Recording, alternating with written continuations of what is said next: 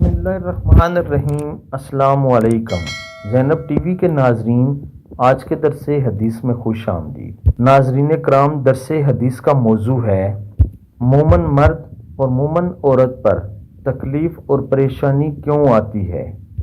حضرت ابو ہریرہ رضی اللہ تعالی عنہ بیان کرتے ہیں کہ رسول اللہ صلی اللہ علیہ وآلہ وسلم نے فرمایا، مومن مرد اور مومن عورت کو اس کی جان، اولاد اور مال کے بارے میں تکلیف اور آزمائش آتی رہتی ہے، حتیٰ کہ جب وہ اللہ تعالیٰ سے ملاقات کرتا ہے تو اس پر کوئی گناہ نہیں ہوتا۔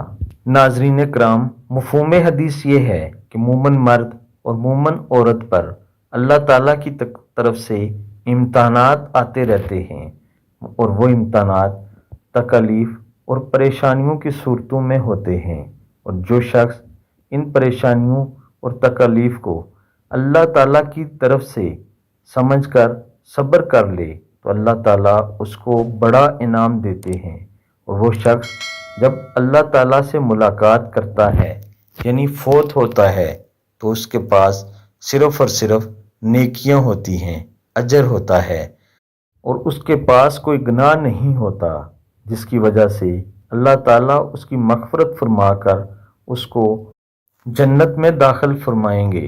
اللہ تعالیٰ سے دعا ہے اللہ تعالیٰ ہمیں بھی اپنے ایسے نیکوکار لوگوں میں شامل فرما دے۔ آمین ثم آمین۔